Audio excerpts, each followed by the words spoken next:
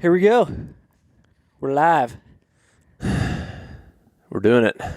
First time. Never been on live TV before. Apparently, I've never been on live television. I watch my grandfather when he watches the news and watches the Powerball. That kid's a legend. It's spinning around. Sorry, I can quote that whole YouTube video. If y'all are listening to this and you haven't heard the Apparently Kid video, you need to watch it on YouTube. It's worth it. Do we have I don't really know how this works. I think we can have a comment section and like a links section. Maybe we should link that video down below. But once you hear it, if you ever go on live TV or you're like on a podcast or on a camera, it's impossible not to say it. Oh yeah. It's Every time you hear the word apparently, it. yeah. It's what pops into my head for sure. Well, what do you want to talk about? Well, I mean, I guess I want to talk about the crap I've been dealing with the last hour, which is just everyday stuff that happens with the urban hunting or suburban hunting or just having permission on hundreds of places and having to manage all of this stuff.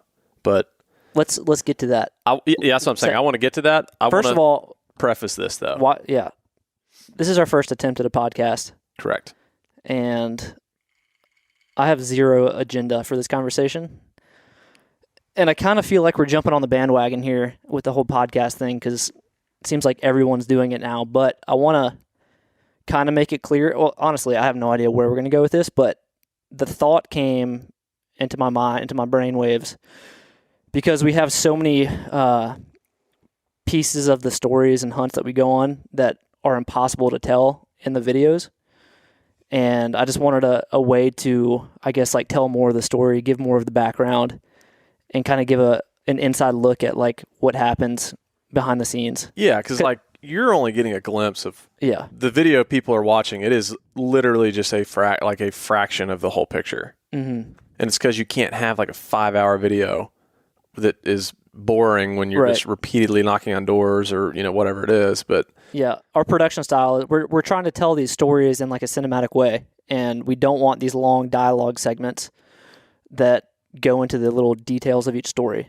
But there's like really important stuff that happens and a bunch of learning moments, funny stuff, and just stuff that like we can explain it in a lot more depth that would be useful for someone else that's trying to learn or whatever, that this is like the perfect medium for that. Yeah, I think there's going to be a lot of learning experiences here. And honestly, like I've kind of realized this because we've done, 3 or 4 other podcasts with other people, and it's like we end up talking about stories and stuff that happens that, again, we're just scratching the surface. I mean, how many times has the phrase been said, we could talk about this for hours? Yeah. On talking about like one little tiny topic of the podcast, whatever we're discussing. And it's like, because we have a treasure trove of just stories from 15, 16 years of hunting in a suburban environment in Atlanta and Nashville and all these cities. Mm-hmm. And it's like, I feel like now we can finally open that treasure chest of just stories that you wouldn't normally get. Yeah. So I guess like the initial plan with this whole thing was to kind of do like an after the hunt podcast. So if we go out on a trip, say we're hunting Nashville, and literally like as soon as we get back, we just hop on a podcast, talk about everything that happened, kind of the stuff leading up to that hunt, why we set up where we did, how we got the permission, the whole 9 yards, and just talk about it. But like I don't know where this is going to go. There's so many different things we can talk about, so many things that like I wish people could see that have happened over the last 15 years that need to be talked about. And one of those things, I don't know if you're open to talking about it. There's so many things that I'm pondering in my head that you're going to say right now. But so let's I see think which people road you really, go. really would love to hear about it. And I would love to get one of these people on the podcast, which is probably never going to happen, but the poaching situation that we've been dealing with in Atlanta. And I didn't know. I didn't see that coming. Yeah. Well, that's just, I kind of write a bunch of notes down on my phone. I got some stuff written out on what we can kind of talk about, but that was one of them that I think is, can be pretty interesting. And one of the little, I guess, projects that I want to kind of put on my plate over probably this off season during the summertime, but is kind of figuring out how to reform some of the game laws. And honestly, it's more the court system here in Atlanta specifically. Yeah, I mean, they're dealing with, it's Atlanta. I mean, they're dealing with like gang-related violence, murders, armed robberies. Like, it's wild out here in Atlanta these days. And so, yeah, it's, I mean, do we want to go down this road now? No, I don't think we get too deep into it. I'm just saying, like, this is starting out as an After the Hunt podcast, and I don't, like, I say we're jumping on the bandwagon. I don't want to feel like we're jumping on the bandwagon and just like doing what a Wired to Hunt's done or like a Meat Eater's done and having different people on, but like it could morph into that at some point because we get to meet a ton of cool people on the hunts that we go on. I don't think this. I don't know. I guess we'll see where it goes, but I don't know if this is something where like, yeah, we have a podcast, like, you know, and I just think it's an opportunity for us to kind of talk, share stories, and that don't make it into our videos. Mm-hmm. And I mean, if we meet some cool people, and if we have someone that jumps on, sure, but I don't know. We don't have really any sort of plan. Just kind of have fun with it. I know Thomas, our camera guy Thomas, I don't know if many of y'all know him or have seen him in some of our videos, but he is country. We need to get him to do an intro for the podcast. 100%. And just the most like Trace Adkins sounding but he's a voice perfect of all time. Yeah, he's a perfect accent to our group because, like, I mean, dude, we're from the city. Like, we grew up in Atlanta. Thomas is like country, and so he may be on the podcast pretty regular as like a co-host kind of deal. I think he'd have some really good input. We also just like have a really good time with him. He's funny and he'll make some good laughs. So he may be someone that's on here kind of consistent. But what's funny is, and we can talk about this more, I think we can kind of give an update on like our season and where we're at with Seek One and kind of the things we have going on. But one of the things is we're trying to expand the team a little bit, mostly behind the scenes, but we're also kind of looking for more people that are going to be in front of the camera. And one of the guys that we're talking to, well, one of them's Thomas. We're hoping that he can get on camera a little bit. And like Lee said, he has the most rich, thick Southern accent you can possibly imagine. Thicker than oatmeal.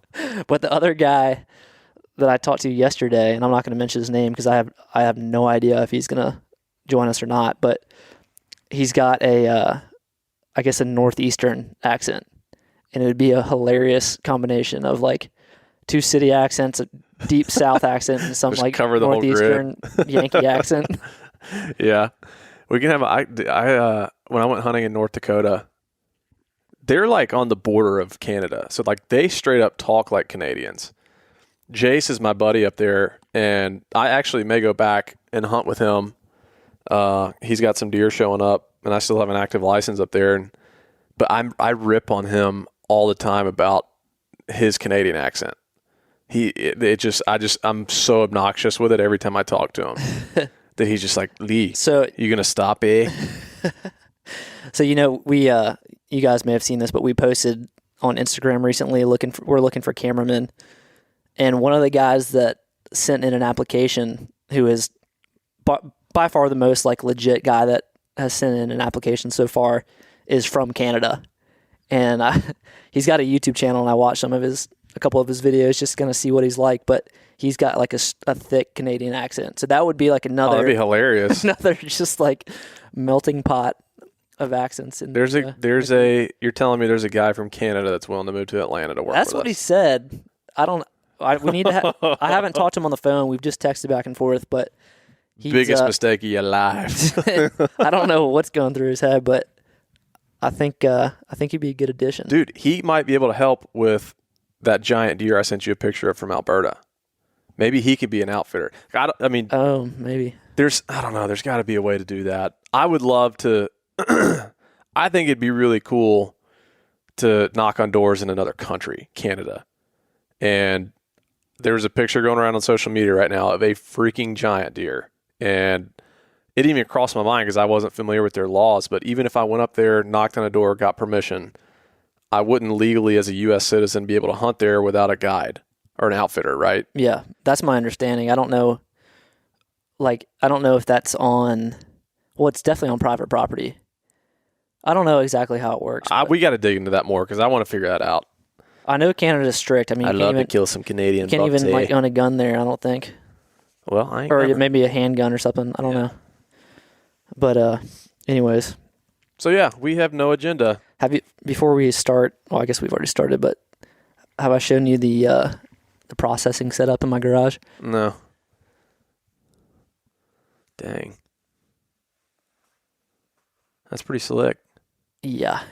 I'm so kind of long story short, it seems like we know there's a ton more hunting pressure here in Atlanta than there's been in the past, and this is the first year that we've had issues with like processors even taking in deer, because we've been trying to get the Venison Project started, which is a nonprofit that we kind of started. It's essentially the same thing as Hunters for the Hungry, trying to get processors on board to do like a doe day where we can get a bunch of people to shoot does, and then we'll pay for the processing and donate them to homeless shelters and ministries in Atlanta. But literally every processor close to Atlanta is full right now, and they've been full for a while.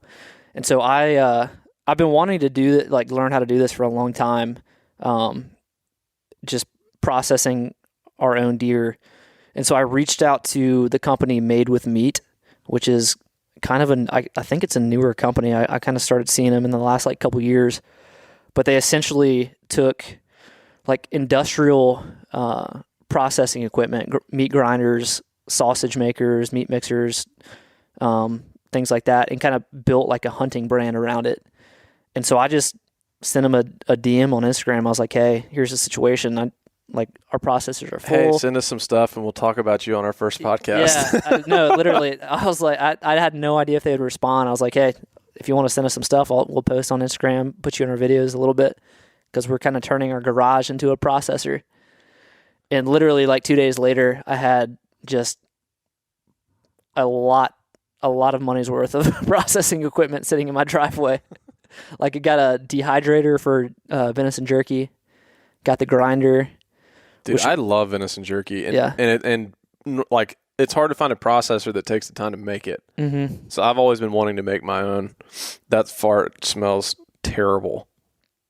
The one that you just Yeah. let go, or like a venison jerky? No, I just farted and I'm smelling it. It's bad. I don't even like it. Everybody likes their own brand too. Wow. Okay. Well, so is that how this podcast is? Yeah. Yeah. It's exactly how this podcast is going to go. Do we go back and edit stuff out of this? No. I want to spend zero time editing this. I've already spent enough time editing I don't videos. think we edit anything. I think we just let it rip. Yeah.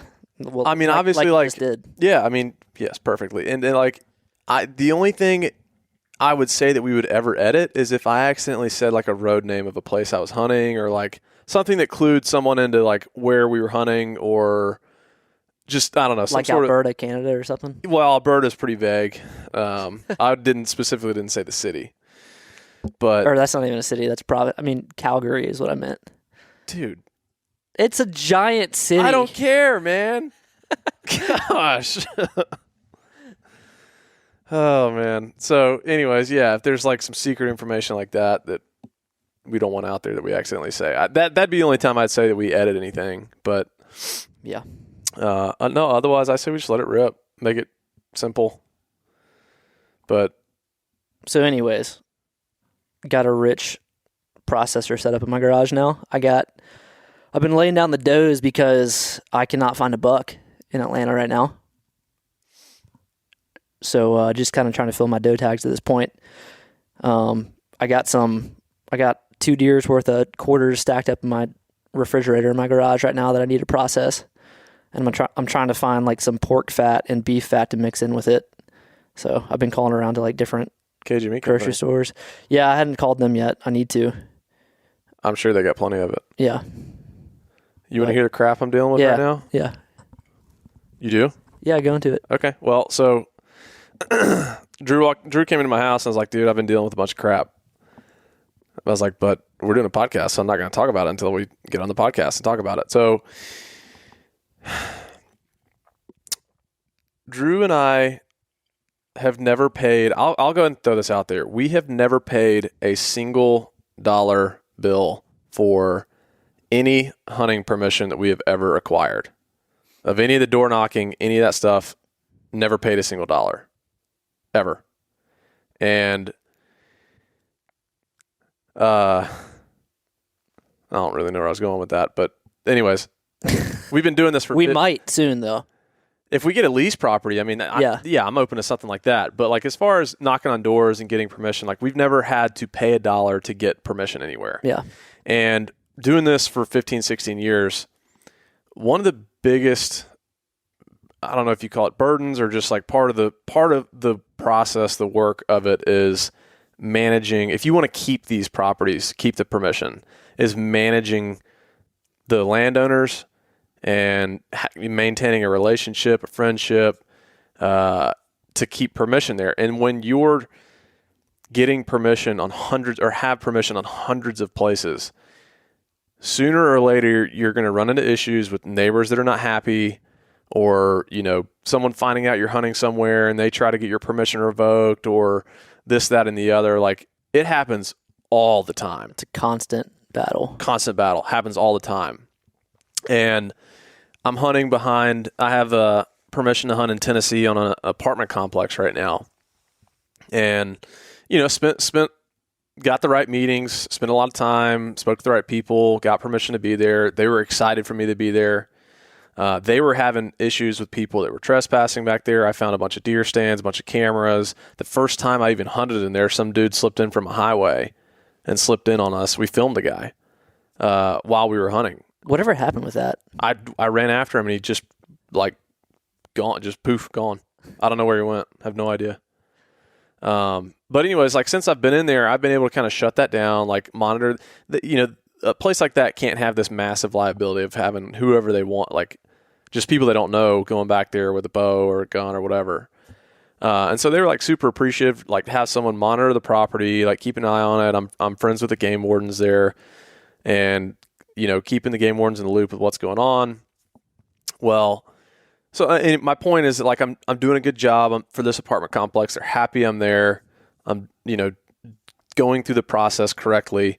And somehow, some way or another, I don't know how, but a neighbor like a half a mile away finds out that I am hunting there and flipped out, like has been calling and complaining the apartment complex, like blowing this whole deal up, going to the management company and being like, you know, how could you let someone hunt back there? You know, blah, blah, blah, blah. Like these creatures are majestic. How dare you like let someone hunt? You know, they're, you know, just like blowing this whole deal up. And so the reason I was late getting to your house is because I was having to talk on the phone and dealing with this lady for like the property management company, and talking to the lady for 30 minutes, just kind of like, you know, making sure that I still have permission there. Cause dude, I'm after 160-inch deer in there, like currently.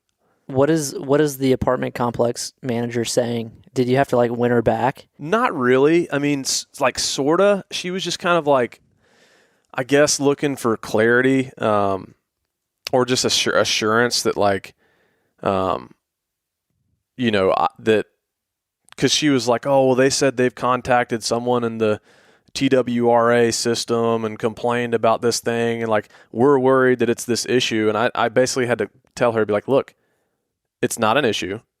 I also have contacts with the TWRA.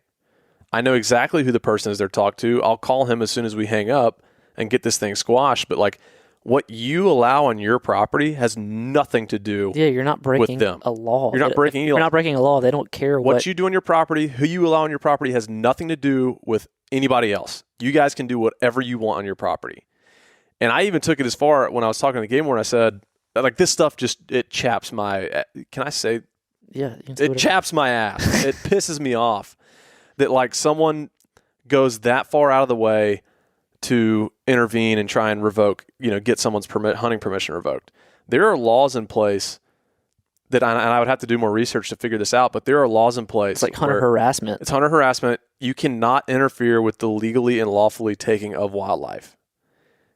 Does getting someone's permission revoked technically fall under the layer of, or the umbrella of, interfering with the lawfully taking of wildlife? I don't know the answer to that. I think it would probably be more like sabotage. Like if that landowner were to come onto the apartment complex property and like put human hair like around your stand or something like that. I don't know, because like this game warden says, he said that they would have to do something intentionally on interrupting or interfering with the lawful person hunting. Mm-hmm. And I'm like, getting my permission revoked is interfering with me hunting. Like, so I guess we could make the argument that maybe this is a tactic we start using. We knock on a door, we go through our pitch and ask for hunting permission, and then if they say no, we just say, well, you're actually breaking the law. You're interfering with my lawful taking of wildlife by not giving me permission. I mean, that's twisting it. Heavily twisting it. But you can take anything to court these days, so. Yeah, I mean, you can sue anybody for anything, but like that's the stuff that is just, I mean, I was planning on heading there tomorrow morning, and the night before I leave, dude, I've been hunting there for the last week and a half. Had an encounter with a 160-inch deer, big drop tine, and I'm like, dead set, I'm going back. He showed up this morning in daylight, 8 o'clock. And the day before I'm leaving, like, of course, this just blows up. And dude, this happens all the time. Like, it's frustrating.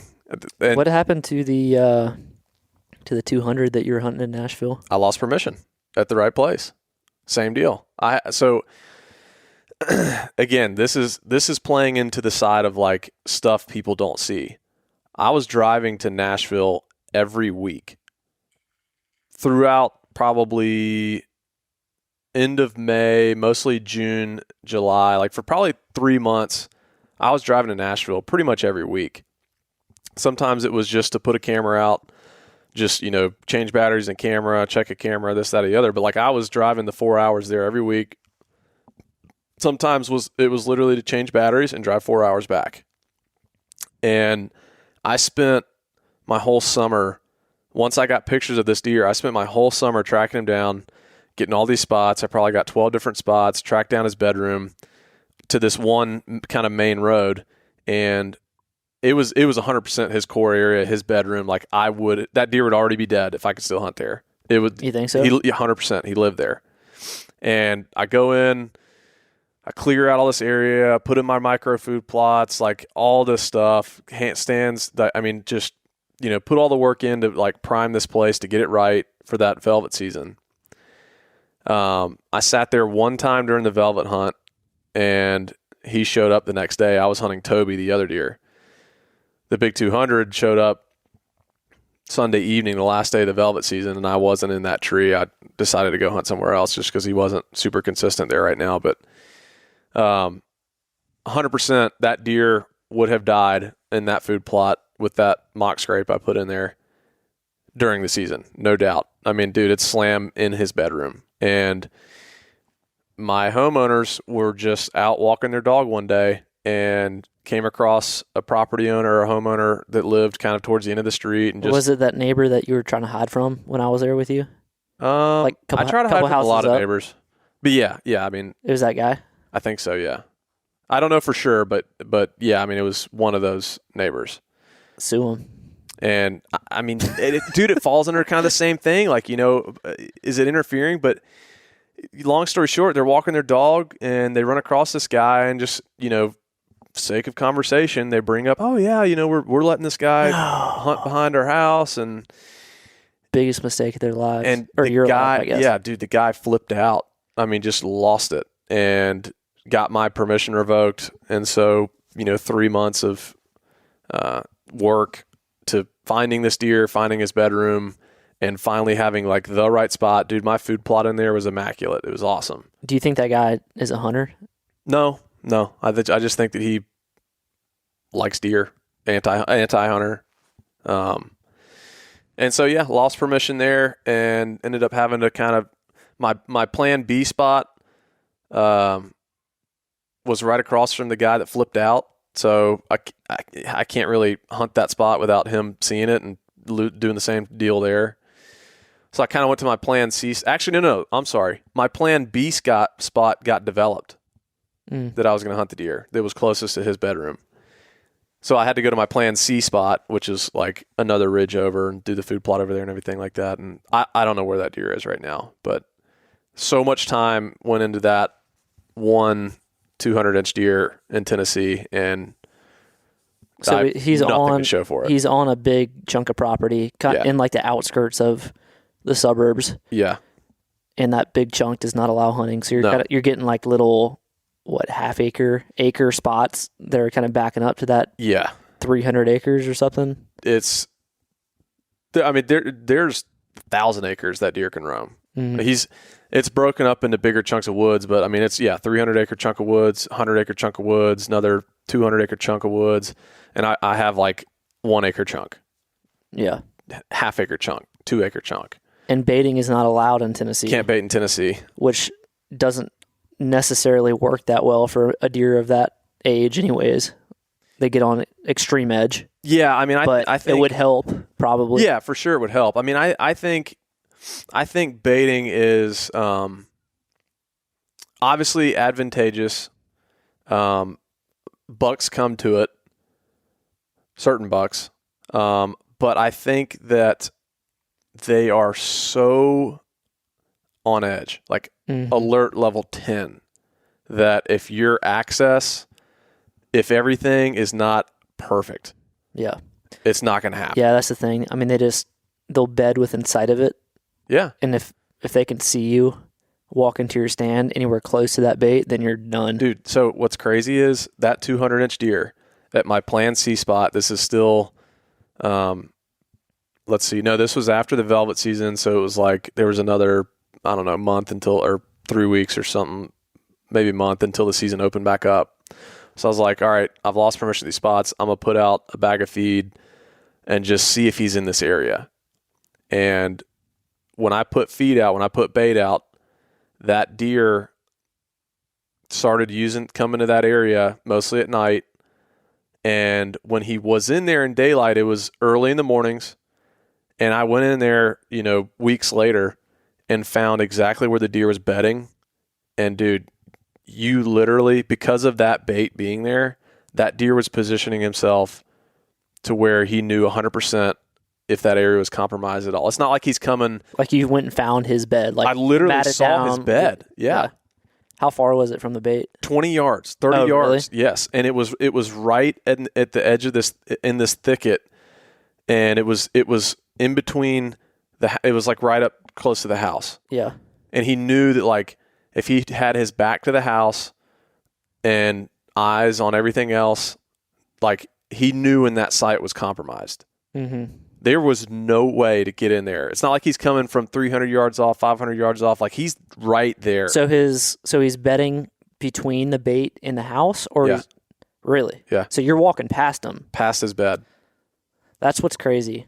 Like and he knew that. It's the same thing. Like people always say, like urban deer are stupid or whatever, and it's so different than big woods deer, but it's really not. Yeah. And I mean, there's obviously differences, but a deer wants to live, and they're really good at it. But the way that they use terrain features and fields and wood lines and thickets to bed and keep eyes on a direction that potential predators could come from, and then like whatever's at their back, either they feel safe or they can smell what's coming behind them. Yeah. All right. So that's like the same way they've used the bean field in Nashville that I've been hunting for 4 years and still haven't killed something at. I'll give you. They bed where you cannot get to them. Yeah. And that's crazy that he's bedding between the house. But just when the bait was there, the bait was there. When the bait's there, they're not like, there. Thanks for this food here. I'm going to protect it. Make sure like you're an idiot. I'm going to see you walk in if you're going to try to kill me. Yeah, they know.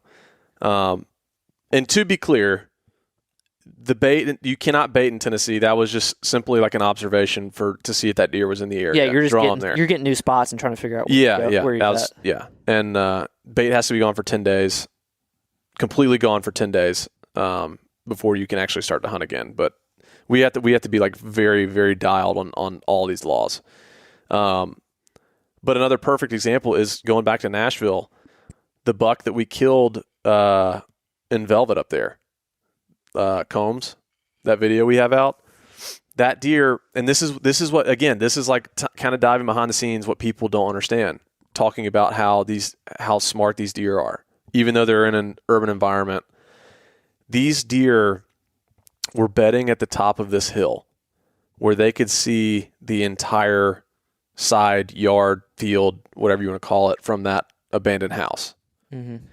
Where they were bedding, they could see literally all of it. And if it was compromised in any way, they would not come to it in daylight. They would not. And so I, several days before the opener, I walked in that field and I hung a stand. And that was my plan, was to hunt out of that stand. But as you and I have learned over the years, like, access is critical, and these deer are smart, and they're watching, they're observant, they're constantly trying to pattern you. And that's when I put the ground blind at the base of that wall, kind of backing up to that abandoned house. And people were like, some of the feedback was like, oh, well, that's not hunting, big challenge there. And I'm like, you don't understand. If you didn't do that and you'd have walked into that stand to the tree that was 15 yards from farther. that wall, yeah. If you'd have walked to that tree, you never would have killed those deer. You never would have seen them. Period. Yeah. And that is the, like, and the place I'm hunting with this apartments is not as urban. I mean, I'm having to take a kayak in there, but the access is so important, especially when you're going to hunt a place over and over. If your access is good, your wind is good, your presence is not being thrown on those deer, you're minimizing your presence. You can sit and sit and sit and sit and sit and sit and sit. But when your access is bad, you can't repeatedly do that. Those deer will figure you out so fast. It's the same deal with the farm that I was hunting in Nashville for Velvet, the bean farm. I mean, there is no way to get into the good spots without taking a kayak down the river. And I had an opportunity the first morning on one of the, not the smaller bucks, but he's probably like the third or fourth largest buck on that farm. And I kayaked in the dark, probably half mile down the river, snuck up the bank, already had my stand hung. My stand had been hung for probably 2 months. And after that, like that first opportunity, that first morning, after that, it was basically like I was chasing deer around the whole time. Like once they get onto you, you're literally you're chasing your tail basically. Yeah. And it's the same, like when you have if you're in an urban area and you have like a house is almost like a boundary or a border of like where you can penetrate their habitat or their bubble, I guess is what we call it. But even if you're out in the big woods, like there's still that like line that you can pass and you want to kind of work the edges of it. There were several times where there was bucks bedded in this like point of this horse pasture that kind of like protruded out into this bean field. And you could walk 100 yards out into that horse pasture. And I knew where the bucks were bedded, and I knew I could walk a certain distance before they'd get up. But like as soon as you cross this one little threshold, they're onto you, no matter if the wind's in your favor or not. Like they know what's up and they get out of there. Yeah. And so just like figuring out where that threshold is and getting as close as possible to it without busting through it is the key. And it's hard to figure that out. Yeah, dude. It just takes time. Like knowing a property, that place, the apartments I'm hunting, like, sitting in the stand, I'm actually learning, okay, these deer are favoring this side of the property. This is where their bedding is. This is kind of their rotation through here. Like, this is what's going on. Like, it takes time to figure that out about a place. It's impossible to just, like, step right in and immediately be like, yeah, I got this place dialed. I know where they're bedding. I know how to access. Like, this guy. You got to get pretty creative with your access, and getting familiar with a property, like, is going to help you kind of hone in on how to best be able to access that. The reason the ground blind in Nashville versus me walking into the field and getting in the tree is because we had 3 years of history there. We knew that those deer bedded on that hillside and would sit there and watch. Yeah. And I think it's interesting. We just came back from a veterans hunt in Pennsylvania, and there was a guy, his name's Johnny, huge public land hunter. Like, it's all he does, big woods, public land. And I was sitting there talking with him, and we were just like, hitting it off, being like talking about different tactics and strategies, and I was like, dude, you do that too, and he's doing some of the stuff we're doing in like, you know, big woods of Pennsylvania and in Ohio and like all these places. Like I think that public land we were hunting was like 500,000 acres. Yeah. We're walking around with him, and he's just like, he's one of those dudes. He almost reminded me of the guy at Tudor Farms, the Muskrat Man. Dude, like when we gotta get the Muskrat Man. The Muskrat Man, world champion muskrat skinner. We got to talk a little bit more about. Maybe we have him on at some point. We're already going down that road of we're not going to do special guest appearances, but we're already talking about bringing the Muskrat Man on. First one on the Muskrat Man. Anyways, so we'll tell you who Muskrat Man is in a second, but guys that like, they're so deep into whatever they're into, like the Muskrat Man was deep into muskrat trapping and skinning. When he starts talking about like his process and how he skins these little critters, it's almost like a Vietnam vet, like flashback to like combat, and it's like they just enter that mode. Yeah, it's almost like a window into their mind. Yeah, and it's not like someone's just explaining to you how to do something. It's like you're in their thought process, and that's what I thought about when we were walking around with Johnny, kind of looking at some different spots and like where he's hunted in the past. He just like starts talking about these different things, like, I'm literally inside your head right now. You told me when we're walking around Pennsylvania in the woods with Johnny, you were thinking about the Muskrat Man. I mean, I don't know if I was thinking about it then, but like in hindsight, the way that he explains things or like thinks out loud is what reminded me of the Muskrat Man. So the Muskrat Man this is important. If you're listening to this, Thomas, tune in. This is important. Thomas wants to do a short film. Dude, it needs to happen. The Muskrat Man. So Drew and I hunt a place called Tudor Farms. It's a old Young Life camp in Maryland for Sika deer. And there's a guy that works there. And the last time we were there, last year was in January, and we met this guy, and they just called him like the Muskrat Man. And we went in, and he had like trapped a bunch of muskrats or whatever. What is he? He's like multi world champion. Yeah. Muskrat cleaner, but he holds the world record for the fastest cleaning of, I think, five muskrats in like under a minute or something like that. I think it's like a minute and a half or something like that. But when we're talking about cleaning a muskrat, like there cannot be a single nick through their hide or any, like it has to be no bones flawless. Broken. Yeah. Has to literally be perfect and flawless. And this guy's cleaning 5 of them in like a minute and a half or less. And when he went to, like, dude, you're like Vietnam, like you could see it in his eyes. I mean, he was just like having like just war thoughts, that he's just like just getting in that zone of like when he was giving us a little briefing of like, all right, because I was like, all right, you got to show me how to clean a muskrat. Like you're telling me you're the world champ muskrat. We have the world champ muskrat cleaner in front of us. You've got to show me how you clean one.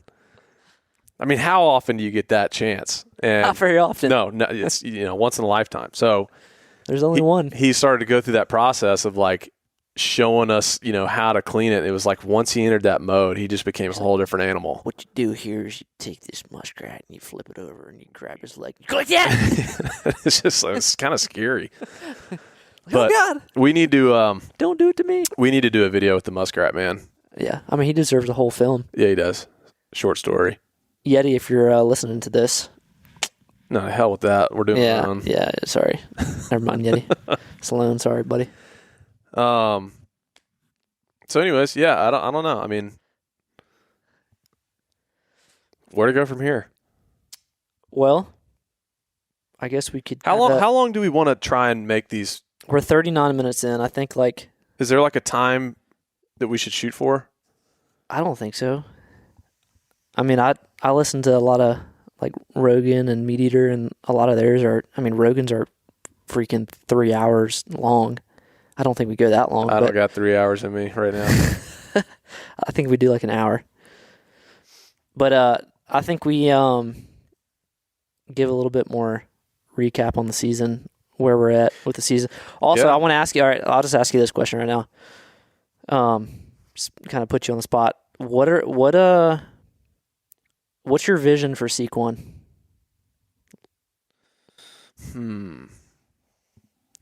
I don't want to ruin a very like deep moment, but I'm going to. Okay. Are you gonna let one rip again? I just did. That's your vision for it? I don't know if the audio. I should have put the mic down there, but oh, dude, it smells. It's the protein shake. It smells like Bigfoot's dick. I don't even enjoy that. That's disgusting. Vision for Seek One. I think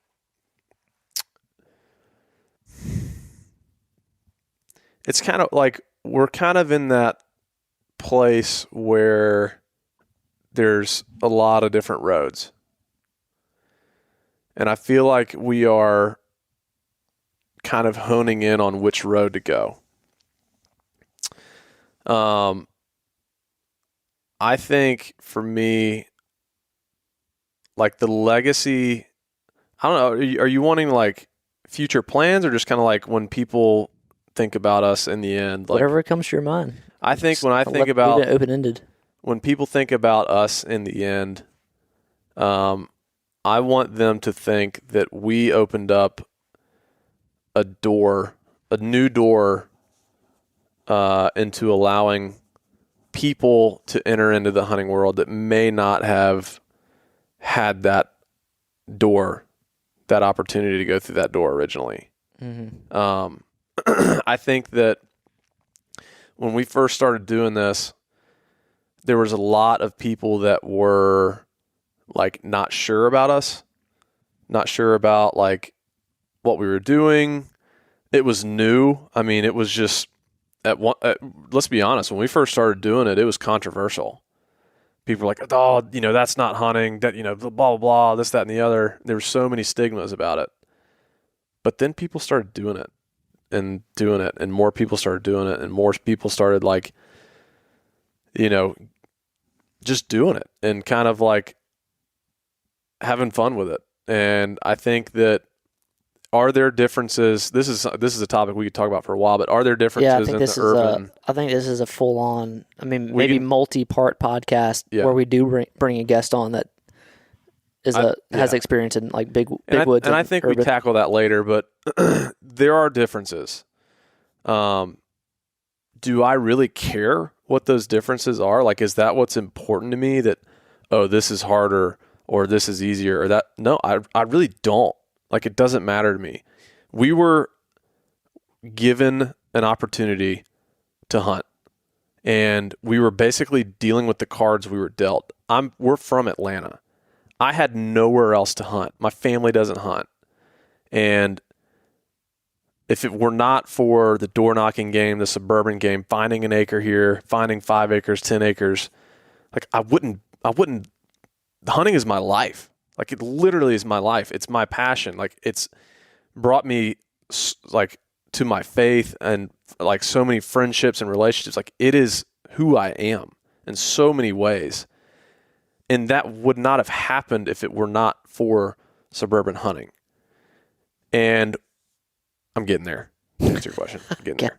Wake me up when you get there. But my point is that, like, when people think back on what we did for hunting, I want people to think that we got a lot of new people into hunting, and that their experiences, these new people getting into hunting, that I hope that they're having the experiences that we're having, that it means half as much to them as it does to us. That we kind of grew hunting, got people outside. Just because it's 5 acres and not 500,000 acres doesn't make it any less meaningful to that person or less of an experience to that person. So I want people to like think back on us, that we left a legacy of that we got people into hunting. We introduced a lot of new people into hunting, And when we first started doing it, it was really looked down upon, and it's kind of turned this corner because there's been so many people getting into it. And that's the thing, like, this is so addicting. This style of hunting, I think, is some of the most addicting kind of hunting there is, because that feeling you get when you get a new spot and you go put out a new camera, it's like Christmas. It's Christmas, dude. There's no other feeling about it. And it's like, man, there could be a 170-inch deer in here. Mm-hmm. Let me ask you a question before you move on. Okay. What % of the U.S. population do you think lives in urban areas? See, now you're asking like intellectual questions, and I don't like that. I think you're going to be way off. My initial thought. I don't know how they define it. I literally just did a Google search, and I'm looking at the first thing that popped up. I don't know what they define urban as, but You're out looking there. for a straight percentage. Yeah. Of people that live in 1 urban. to 100 would be a percentage. Yeah, I know. I wanted to say, like, my initial reaction was going to be like 75%, 80%. Okay. Initial thought. But I'm going to go against that, and I'm going to say that 75% live in not rural areas. Wait. The question was, do I need to repeat the question? Yes, please. What percent of people, what percent of the U.S. population lives in urban areas, also known as not rural areas? 30%. You should have gone with your gut. Dang it! I definitely just peaked our mic. Yeah, that peaked hard. 83% of the U.S. population lives in urban areas. See, I overthunk it. Yeah, you thunk too hard. That's crazy to think about. Yeah. Because getting into this, it's like, and this wasn't planned at all, like us getting to where we're at with Seek One and actually having people that give a crap about what we're doing hunting-wise is still crazy to me and was never like really part of the plan. But we always say like we have a niche market, and that's super important if you want to build a brand or a business. But if you look at the numbers, 83% of people live in urban areas, meaning there's 83% of the people that could potentially be hunters live in urban areas. Yeah. So that's like, that makes rural hunting niche. Yeah. And not urban hunting. I got to get something off my chest. Okay. It's bothering the hell out of me. This has been going on for years, and I've never said anything until now. Are you about to make a personal attack on me? Yeah, I am. The way you say niche pisses me off. Niche? It's niche. Is it? I don't know another person on this planet that says, yeah, I'm running in this niche. How long has this bothered you for? For as long as we've been friends. I think it's pronounced niche. Hang on, let me look it up. Do you listen to Rogan? Yeah, on occasion. You know how he has the his guy in the corner that just like Jamie, fact check stuff. Yeah. Jamie, he just like fact checks and chimes in every now and then. We need one of those. We need a Jamie. Maybe Thomas can be our Jamie.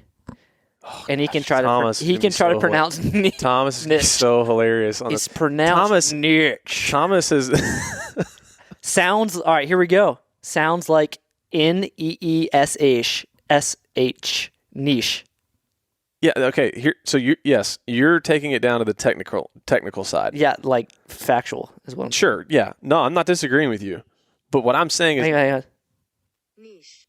You can't ask Siri. Siri doesn't pronounce anything right. I'm not asking Siri. Ask Google. Niche. Do you need to hear it again? No, I don't. What I'm telling you is, look, I'm a man of the people, and the people say it niche. Don't say it niche. And if there's a way for people to give feedback on this, I don't care about anything else that you have heard in this podcast. Give us responses on that, because that's pissing me off. Well, anyway, sorry. If that's the one thing that's pissed you off about me over the last 20 years, then either you're blind or... It's up there. It's up there. I feel better that I got off my chest, though. I'm good. So I'm glad. Yeah, no, I think that... Get to your point. I mean, I guess I've gotten to my point, sort of, but like... No, the question was, what's your vision for Seek One? All you've talked about is... the legacy. Well, yeah. That's the vision. Okay. I want people to look back at us and be like... How do you get there? Well, I feel like we've done... I'm not going to say accomplished that, but I feel like we have opened that door to a lot of new people. I mean, it's a lot of roads for this question. I took it kind of what people will remember us by, and I hope that that's what people remember us by, is that we grew hunting even when it was being looked down upon. It was something we loved, and it's something that I didn't really care if people said negative things about it. I loved doing it. That's all I knew. That's all I cared about. And we wanted to share those experiences with people. I feel like we've accomplished that. I feel like we have grown hunting, people getting into hunting, specifically archery hunting, because a lot of these areas are archery only places. And our style of hunting, of getting these new places, and you don't have to have $1 million to go get a lease or buy this farm and like, you know, all this crazy stuff, or go to these outfitters. Like, you can hop in your truck, look at a map, and go knock on some doors and find a place.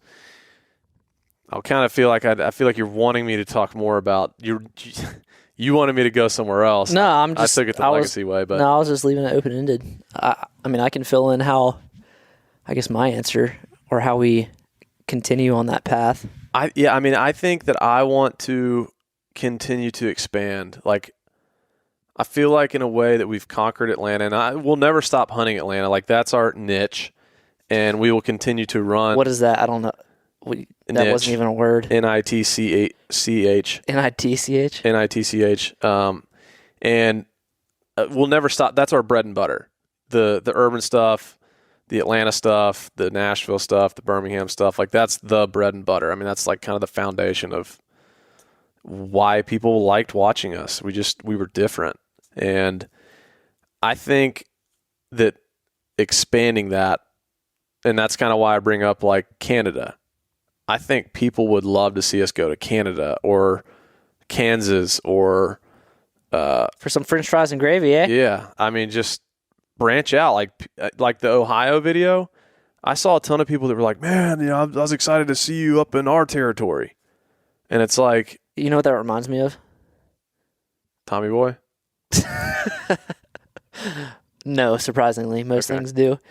When we were at the Veterans Hunt, and we were just driving down some freaking like road in the middle of nowhere, like literally some neighborhood that was in the middle of nowhere. Like trailer park. We're in a rental. What were we driving?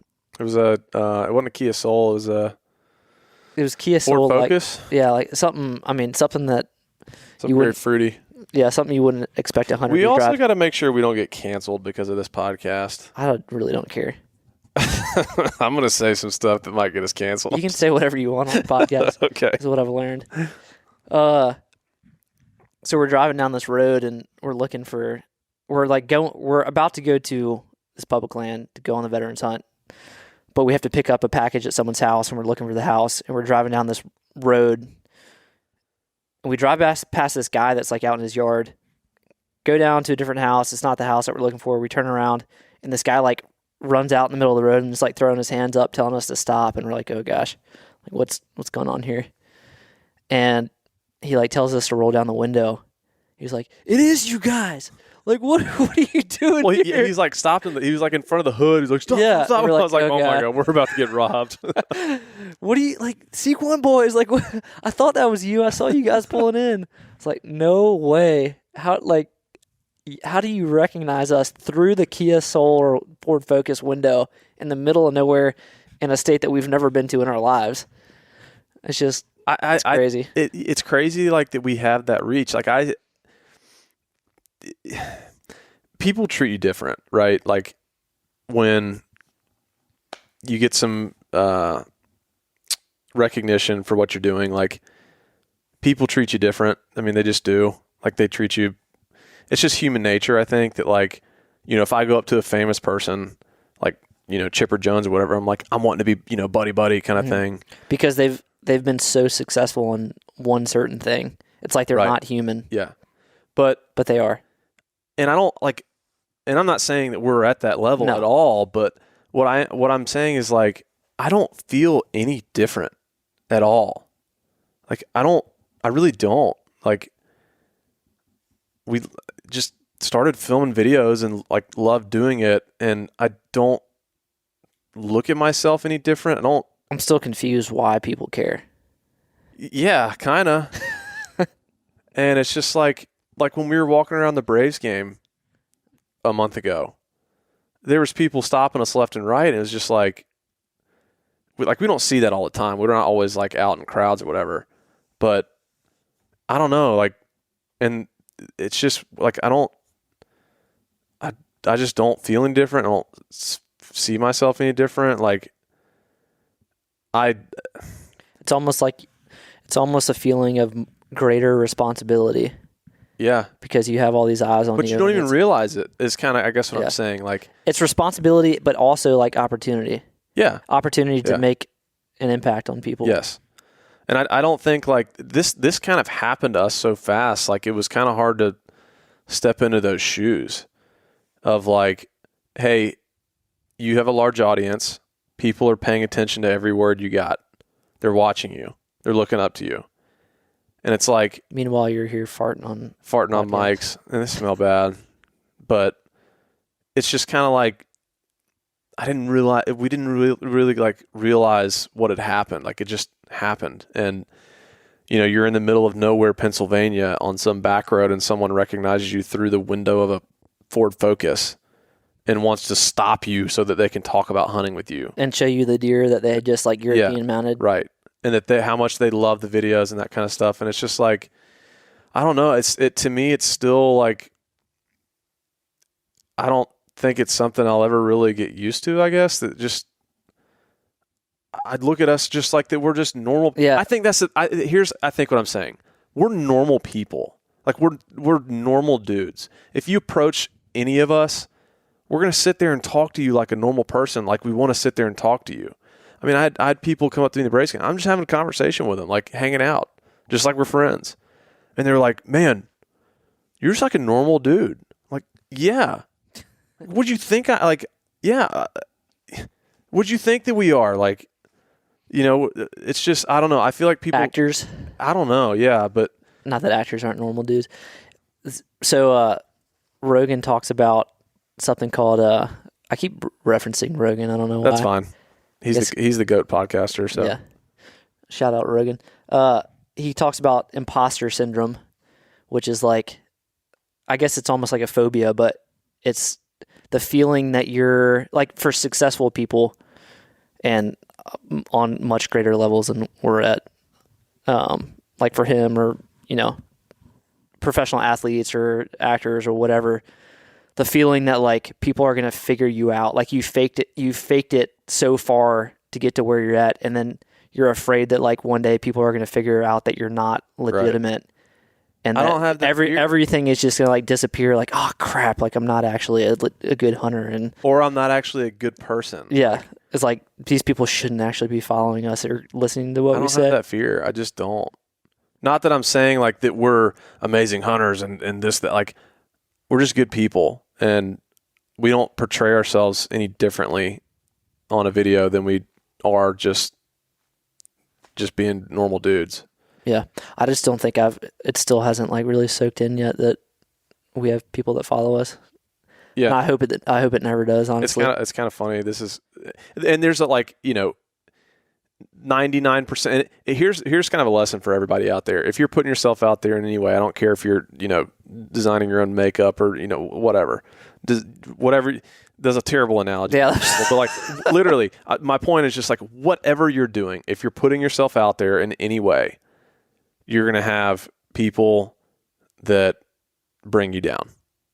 Haters. 99% of the feedback is amazing, but you're always going to have that one. And it's funny, like the video we did with Zach, our last video with the deer getting hit by a car where I gave Zach my hunting spot. Mm-hmm. I didn't do that because I was like, oh yeah, this is going to be a great PR look for us and people will think I'm a great dude. I don't know. Our PR agency like wrote the script. Yeah, they did kind of, you know, but no, I'm just kidding. I just did that because like from my heart, I was like, I was like, I would rather him take that deer than me, period. That's what it boiled down to. and that's why I gave him my hunting spot. And I think it's funny getting Zach and Justin's perspective of that, because they had just heard all these things of like, or just had these assumptions that like they're cutthroat dudes. That's how they have to be to kill deer. You know, these big deer, they have to be ruthless. And when I just like gave that spot away, I mean, Zach in the video, he was like, I don't even know what to say. And he was, What you mean by that is that, like, you're always fishing for information, and that if someone, you're like trying to act like you're friends with somebody, and then as soon as you get information that you need, that you're just going to go that I'm a snake the deer. Yes, that I'm a snake, a liar, a snake, you know, just like looking to burn somebody kind of thing. Now, don't get us wrong. Like, getting leads on deer is a huge help. 100%. And like, you're going to chase those down. Yes. Until you hit something like, I mean, there's people hunting every single big buck in Atlanta at this point. Yeah. So, I mean, you know, you can't just stop hunting deer just because another really good dude is hunting the deer. Yeah. But there's boundaries. Scenario, yes. There's boundaries where it's like, the ethical side of it. I'm not going to cross that boundary. Like, I want this dude. I'd be happy if he got him. Right. I really want to kill him too, but I'm not going to be bitter if someone else kills him. Right. Legally. Yeah. And so it's kind of funny hearing their perspective inside of it. And like, I'm friends with those guys now. I didn't know them from Adam, and now I'm friends with them. And we shared trail cam pictures and stuff like that. And I promise you, they're not the last people that I just randomly meet and become friends with and share hunting stories and pictures and stuff with. But it's still funny, like being on the other side of that story now of, you know, kind of giving him my spot and doing what I could to help. And them kind of having these assumptions about me and being like, oh, he's not like that. He's a good dude. Mm-hmm. They still have friends that, you know, would kind of talk trash about me or whatever, be like, you know, that Lee's scumbag or like whatever. After that video posted? Before, but then after, like, just, you know, kind of talking again about this, like, and it's, again, they're like, if I talk to 10 people, 9 people were like, that's awesome. Like, that's great. I like those guys even more now. But there's always the one. And he said, like, one of the guys he was talking to they were just chit-chatting, and that they were like, no, like, dude, he's like they were talking about the video, and he's like, he's just like a good dude. And, you know, they were kind of saying how it was like selfless that I gave my spot away, and that's not what they expected. And he said the one guy was still like, well, he's still a douchebag. He's not wrong. He's like, he might be a nice guy, but he's still a douchebag, and I hate him. I was like, I've never met this guy. What? I've always like battle internally like what that is in people. I think a lot of people just write it off as like jealousy, but I don't think that's. I think that's part of it. I think it's like part of it. I think a lot of it is just bitterness. And whether that's just like being upset with the way their life's turned out, or they're just like negative people in general, and they just want, it's like I don't know if a scapegoat's the right word, but just like a person to pin their issues on, plus a little bit of jealousy and wishing that they were in that situation. Like, it doesn't matter what the hell you say or what you do. Like, they're always going to just be like, screw that person. I still hate them. I think there's a psychological part to it, for sure. But I get it though. Yeah, I mean, I do too. Like, I find myself having those thoughts as a human being. Like, all humans are flawed. Like, there's other people in the hunting industry that I don't know personally that I'm like, I don't know. He kind of seems like a douche. Right. When he totally could be like a great guy. Yeah. And it's just, you just get like little pieces of who people are. Yeah. Through social media and whatever else. But I think it's like, there's a psychological part to it. It's a human nature side to us, like, that you find yourselves kind of having these, like, talking down upon other people because of something they're doing, especially if someone's having success. Mm-hmm. Like, you're going to have those people that just, I don't know if it's, like you said, the way their life's turned out, if it's jealous, I don't know what it is, but that's just a part of it. Yeah. And I have those thoughts too. and I try. Maybe I'm just getting old, but I feel like I'm getting old for sure. But like, I feel like I've just kind of grown up as a person, and that I try to be like a little more thoughtful, as where, you know, maybe if I was just some like in my teenage years, I'd just be like, you know, talking trash or whatever. Well, I think the big thing is you've been on the other side of that equation. Yeah, probably has a lot. That's had a huge impact on me, is like seeing the ridiculous comments that we get and like stories that we hear about us. And it's like, wow, like things that I've thought about other people that have a following, like I'm one of those people that's saying ridiculous. Yeah. I mean, I don't ever really like get too deep into it, but I have like skeptical thoughts sometimes, and I'm like, they could literally be nothing like what I think they are. Yeah. It's just human nature. Yeah. When it just boils down to it. I think a really funny podcast would be if we started jotting down comments. Oh, that was another one. Like reading the ridiculous comments. It'd be so reactions. great. It'd be so great. We'd have to dig back a long way. I'll just get some good ones. I'll just start paying attention more, because one of the ones that I posted on our Instagram was the helicopter thing. Which is true. I mean, it's totally true, but this guy, it's not, but this guy, for the record, it's not true. This guy literally,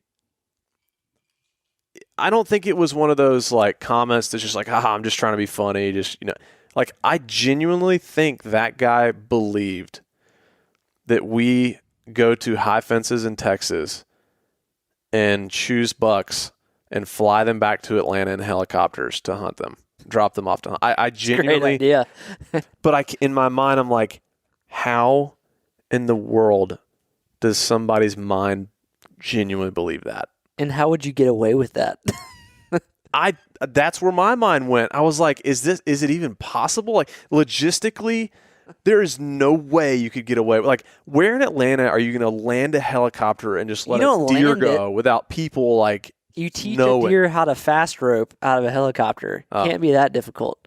And you just fly by, still moving, send them down the road. It jumps out and just parachutes out or whatever. No, you could do like a Dumbo drop situation. Or you could just have like a basket, tranquilize them, put them in a basket, fly them over, lower them down, and then like quickly untie them, pull them out of the basket. Put them in the the difficult part, and then I'll call you, be like, hey, all right, Lee, Tango is on the premises. He's waking up soon. Get ready. Yeah, but you know, it's going to take some real big cinematic effect to make you cry. Well, yeah, to fake that, you know, the emotion, but you know, to try and fake a story out of this helicopter drop deer, you know, I think we should do it. Actually do it. I mean, we would go to jail. I mean, not really. 100% you'd go to jail. It would get taken to court, but then we'd just be like, hey, don't you have rapes and murders to take care of? And then throw it out. I think back to the poaching situation. If it was coming from Texas, I feel like Texas would get involved, and those boys don't play. There's probably a high fence in Georgia we can go pull one from. I was told a guy from Texas poached a deer, and that for like 3 years, this is kind of hilarious. I mean, it's kind of hilarious. I don't know that what I'm saying like is not actually accurate 100%. Like it may have been 5 years, it may have been 10 years. As is most of the things that come out of your mouth. Most of it, but I'm full of crap, but everybody knows that. But anyways, moving on. This guy, what I do know for a fact was that during deer season, and I don't know for how many years it was. Is this the Prince of Poachers you're talking about? No, it's not the Prince of Poachers. Okay.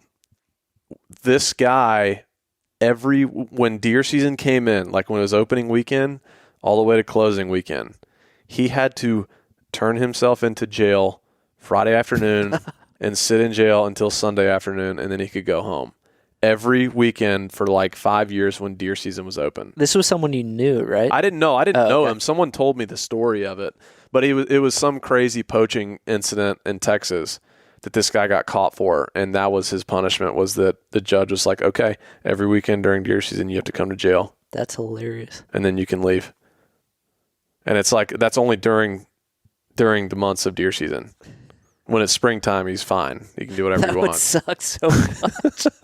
It'd be so much better just to go for your 4 months straight, get it over with, just get it versus just done. like getting a taste of freedom and then be like, come on back. It'd be so weird. That poor guy's probably still out there doing that.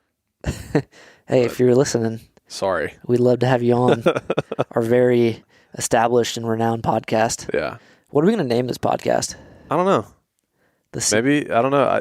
Is there a way that, like, wherever we post this, people can leave comments or feedback? I think so. Yeah. I don't know how it works yet, but we're going to figure it out. Well, I want feedback on the niche thing, and then I would like to. That's already been settled, I'm pretty sure. It has not. We'll take it to the comments, and then I would like to see potentially some name ideas of. I think we just roll with the Sequin podcast. Probably be a smart idea. I'm not trying to build another brand here. probably best idea. Just roll with that. But so to answer my question to you, which you kind of skirted and talked about legacy and deep stuff, which is, I guess, the driver behind the whole thing anyways. Where do we go from here? And where are we going? Where are we trying to go? I don't know. I think it's kind of a moving target, or I guess an adapting target, as we kind of just continue to do what we're doing and figure things out and like grow into grow into like more well-rounded hunters in general. Because like I feel like we've been pretty pigeonholed into the urban stuff for a long time. And I mean, obviously we've had experiences outside the urban stuff, but most of what we've done has been urban. And I think it's important that we keep doing that. And like you said, it's addicting. And as frustrating as it can be sometimes, dealing with all the BS, like the landowners, poachers, getting permission, all that kind of stuff. When you actually do get a picture of a big deer and you've like put in all that effort and you've gotten the permission and here's another thing I wanted to tell you. I hadn't told you this yet. So I guess there's a couple pieces to this. It's been like a pretty busy season for me, like behind the scenes. I haven't had a ton of time to be in the woods besides like the trips that we go on, especially Atlanta. Like when I'm home, I'm on the computer, I'm like doing business stuff, editing videos, whatever. But we're kind of getting people and team members in place to like take some stuff off my plate so I can hunt more. And so I'm kind of like, I'm looking forward to dedicating more time to going back out and knocking on doors and like getting new spots and like having new experiences and stuff hunting. So I bought, the like pitch counters. Dude. that definitely should have picked that audio up. There's no wonder you're single still. I'm not single. Or like not married. Adrian, sorry. Anyways, the like the pitch counters that umpires use? Yeah. Like clicker just keeps count. So I bought one of those and it's in my truck right now. And since Thanksgiving, I've been just like every door I knock on, I like click it. And I wish I'd done that. I'm keeping track of like how many doors I knock on, partially because we've never actually like kept track. We've kind of just guesstimated. Yeah. And I think we're probably pretty accurate, but it's thousands and thousands over the years. Partially because I want to know like what that number is, but also like it's hard to show people the effort that goes into just getting that one spot where we eventually find or not find a shooter. Yep. And so kind of having that number there is like, okay, well, you just knocked on 150 doors and you finally got the spot. But I'm up to, I started it, I guess, what day is today? The 30th, like 5 days ago, and I'm already at like 25. Well, I don't even remember where I was going with this. Side note to your point there, I spent 3 days getting permission in an area where I was following a lead on a big deer just to find that the deer is like 130 inches. And I 3 full days down there knocking, 130 inch deer. Yeah. And I will never do anything with that ever. Mm-hmm. 3 days just kind of gone till you find the right one. So my point is that they're like it to your point with the clicker, like it is impossible to fathom how much time actually goes into like having one story unfold. Yeah. So I guess my point was like, I don't even know what my point was that I went on like 4 sides there, but You're wanting where we're going with Sequan Yes. and kind of like where we're at. I think we're in like a building like growth stage right now. And there's been, it's been like 7 years since we started filming when he killed Charlie. And a lot of like the burden of killing deer and being on camera has been on you for the most part. And the burden of like the other stuff, like the editing, production, and business stuff has been on me. And I feel like we're finally at a point where we can actually like break out of those kind of molds. And this has kind of been my main focus over the last few weeks, and it's going to continue to be my focus for the rest of the year, is like putting a team in place to kind of take it to the next level. And I think the first kind of steps of that is getting full-time cameramen and editors that can keep up with a much, I guess, faster pace of content. Mm-hmm. And this week I basically we haven't signed a contract yet, but we've got like the post-production stuff figured out. Got a couple guys that are going to handle all the editing, and then I don't want to speak too soon, but I'm hoping Thomas joins us full time again. He's kind of been freelancing a little bit this year, but hoping that he comes full He'd be time. a real good addition. Yeah, and then we said earlier, we kind of posted on Instagram about needing cameramen, and I'm hoping that we get another full-time guy out of that. So getting that side figured out, and then we got Slade who came on. He's kind of helping out with some of the business stuff. Just so many miscellaneous. There's so much stuff that goes on behind the scenes to running like a brand like this that it's like the saying that if you want to hunt for a living, don't start a hunting brand. It rings true so much because there's so much crap that you have to do behind the scenes. And it's like, I feel like I hadn't even had time to get in the woods that much this year. But and I've missed like the trips. Like that's my favorite part of what we do is the shared moments, the trips, stuff like that. And this year has been I don't know if you call it a building year, just like stuff kind of happened for us so fast, and we have such big plans that a lot of the back office stuff like fell on you. And so it's super important that we're putting that team together that can free you up to do more of that but stuff. not even just like free me up, but like we have so many ideas that are good ideas. Yeah.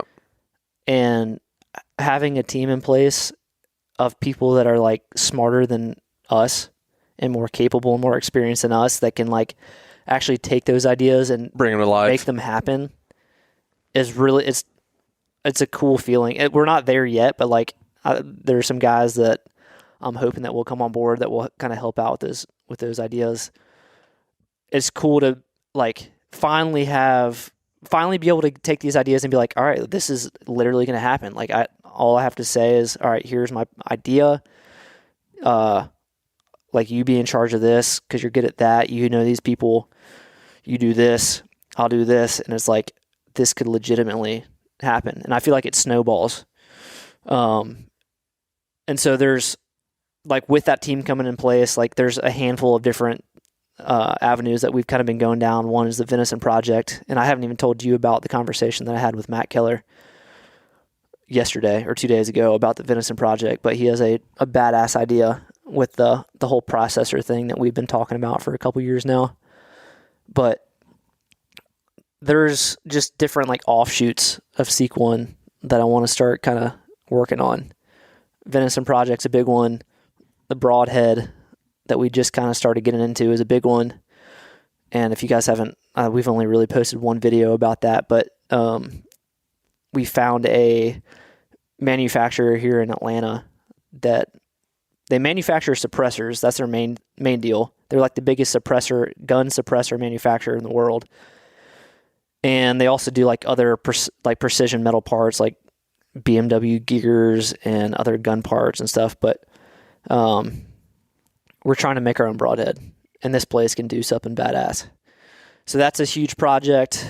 Got a bunch of other stuff in the works, but I think like I'm like I can never just sit still and just be comfortable where we're at, which is probably a fault.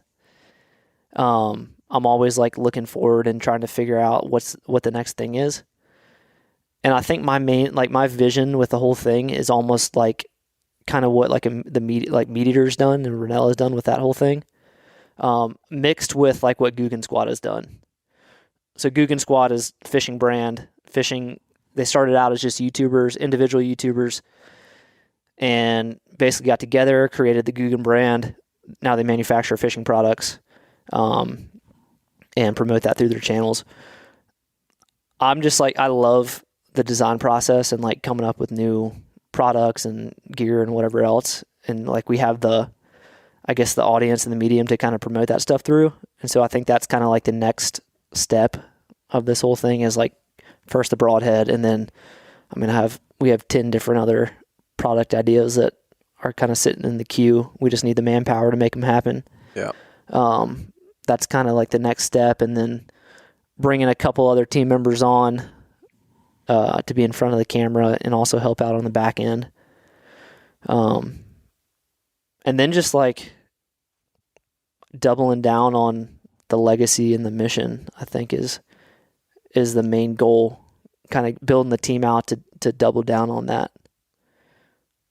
Yeah, I think that's a big part of the legacy is to kind of like pass it along in a way, like build the team out and something that's going to outlast us. Yeah.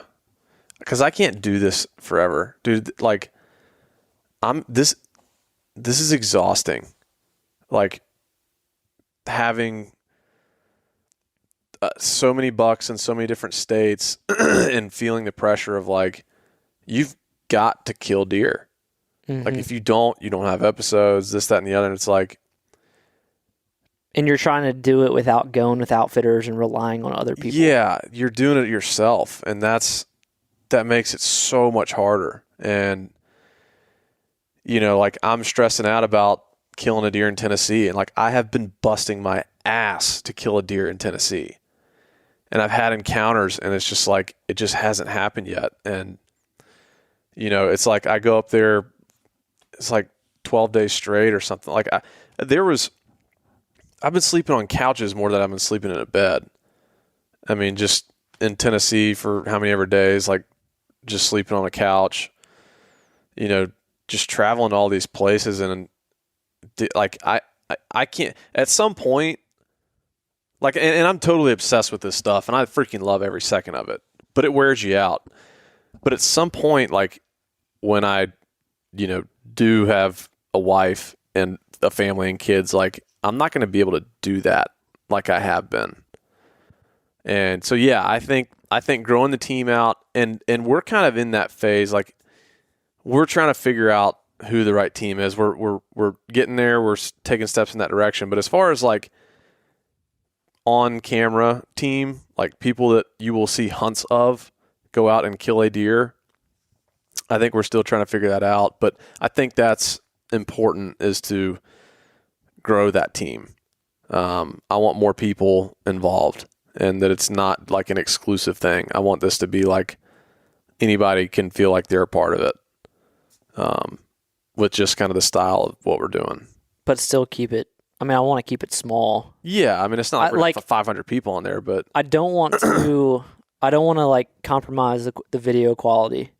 Because we with just the two of us or three of us with Kindle, we could increase the amount of videos that we do, but we just have to decrease the quality.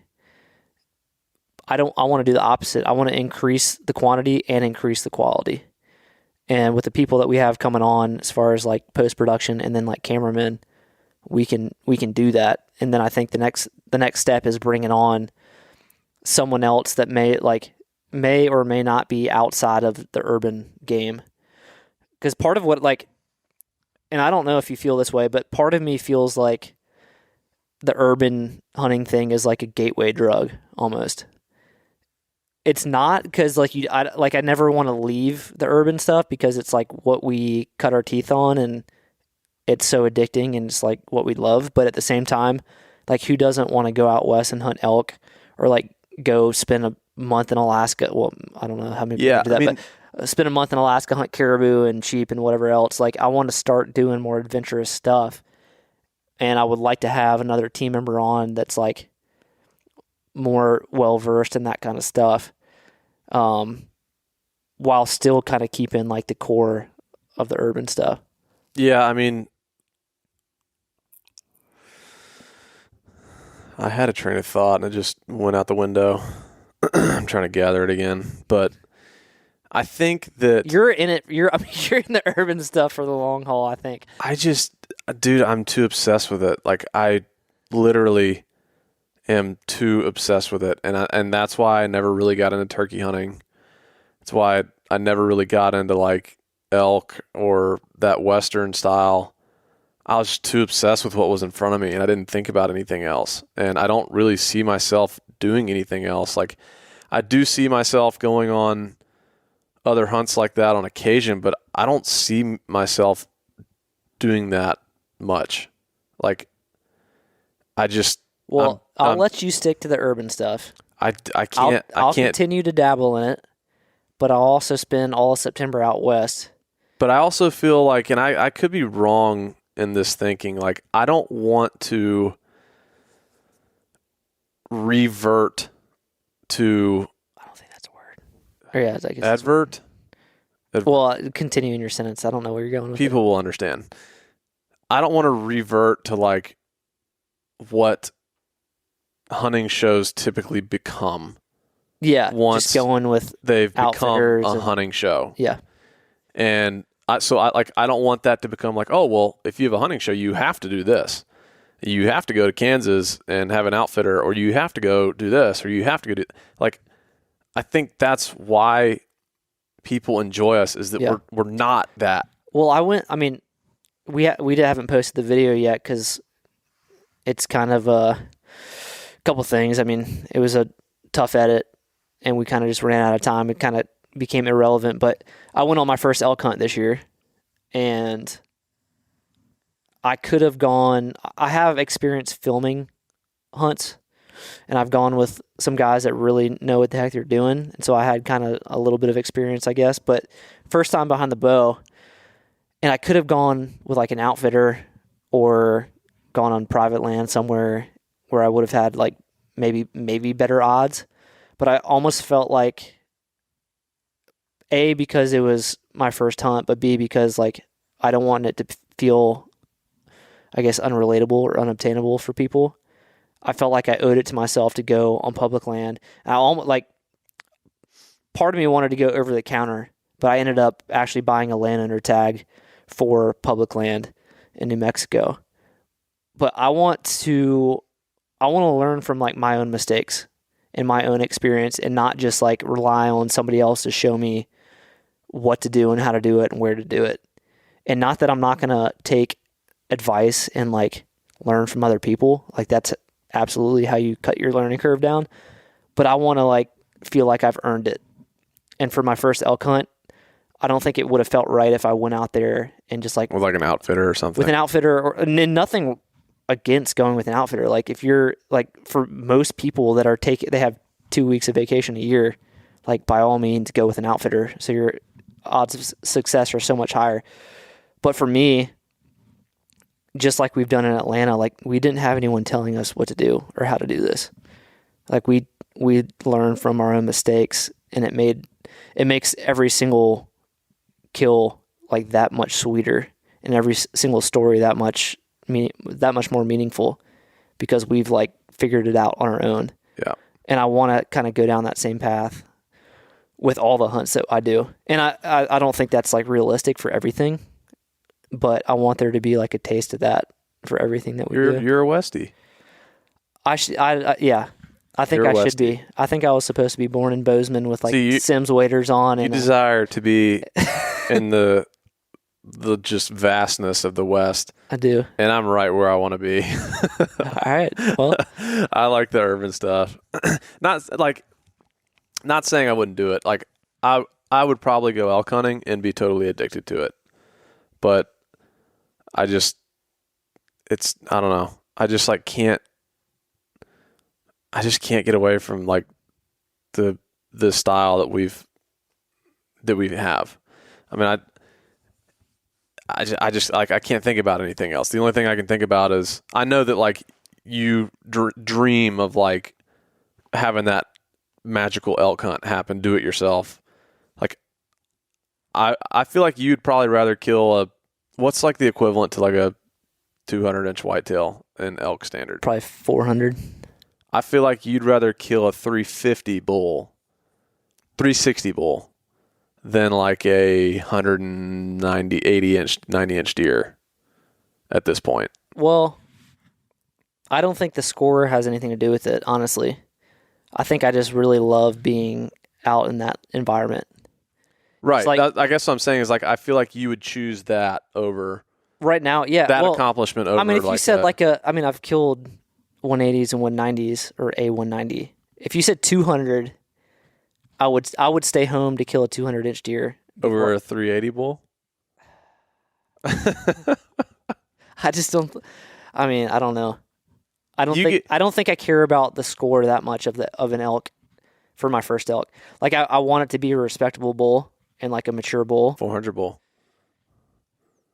What are you asking? Like what I would give up for a 400 bull? Would you rather take the 200 whitetail or the 400 bull? Probably the bull. Dude, I've had my opportunities at 200-inch whitetails and I hadn't gotten it done, so might as well give a crack at the 400 bull. Yeah, I think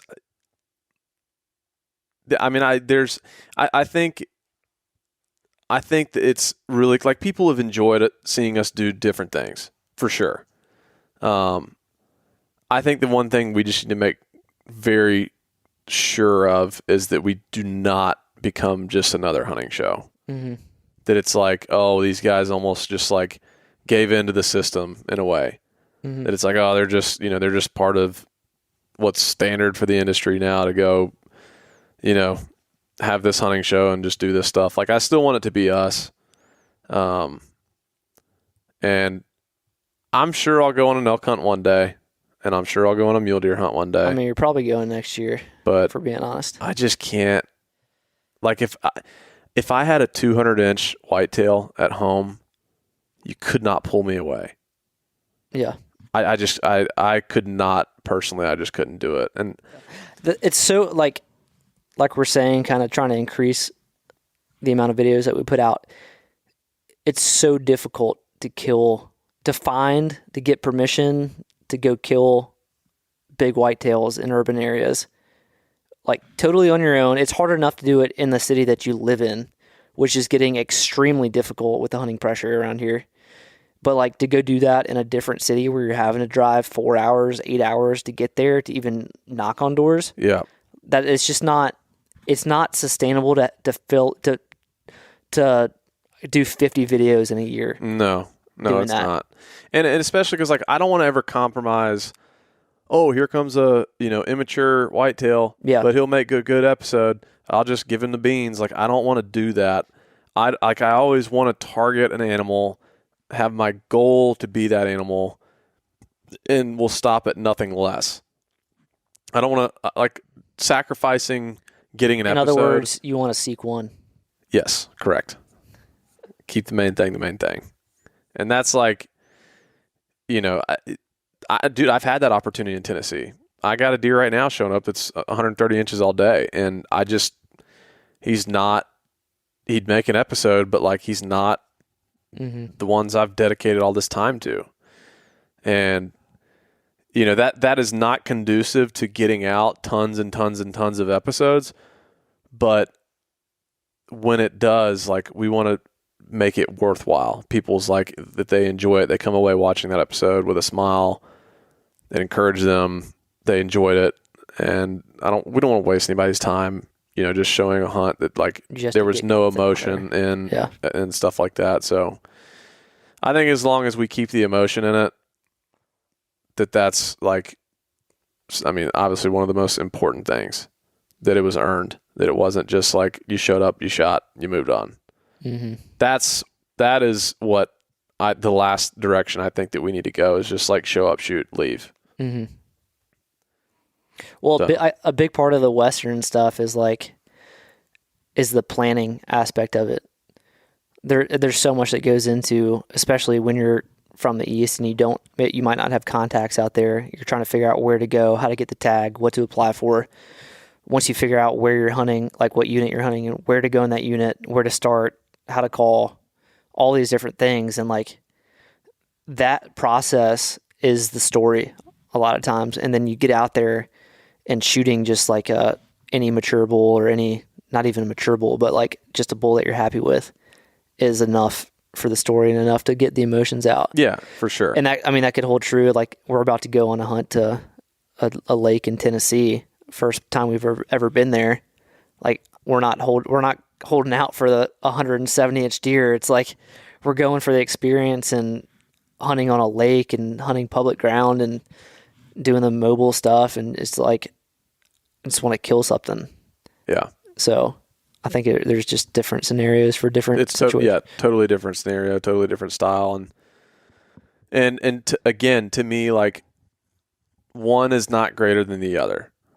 Yeah. To me, like hunting experiences are, as long as it's meaning a lot to that person, they have a sense of gratitude and respect, and it's not something that's just abused, that experience is no greater or no less, no matter what the scenario, circumstance, or where you are, what state, how many acres, whether you shot it with a crossbow or a rifle or a compound bow, like, Or a Ninja Star. well, it's getting a little extreme, but anyway, so yeah, I mean, there's a lot to unpack there. We can kind of talk about that a little more in episodes to come. I don't want to bog down too much on it. Yep. We're hour 37 in. Yeah, I say we wrap it up. Wrap it up. Well, I don't even know what we just talked about. How do we come up with a title for this episode? I don't know. I mean, Our first attempt at a podcast. yeah, What's number 2 going to be about? I don't know. I guess we have Figure the, that out. are we saying the name of the lake in this episode? I don't know. All right, well, we'll just leave it ambiguous for now. Yeah. Maybe the next podcast is just recapping that hunt. Yeah. And how we approach it and whatnot. And then at some point, I think we hit the poacher situation.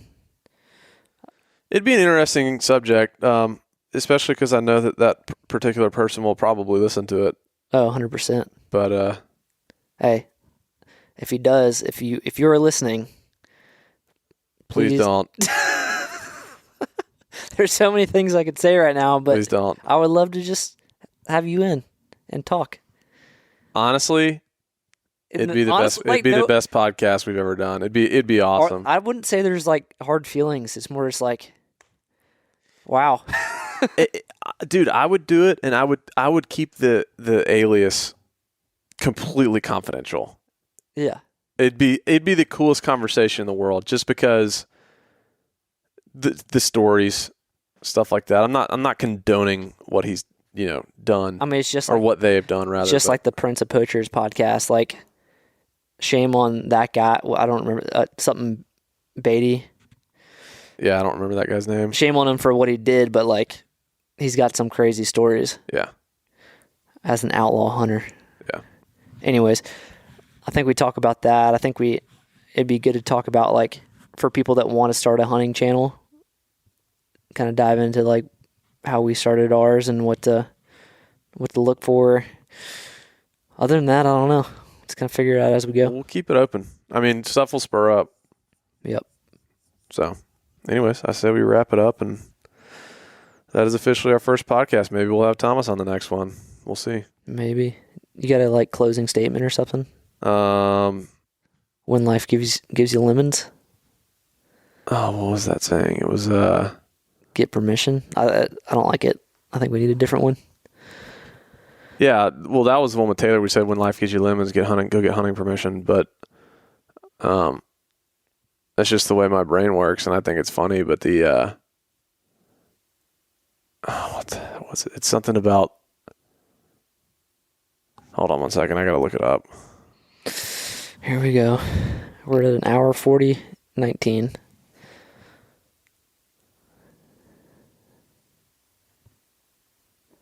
Hold on.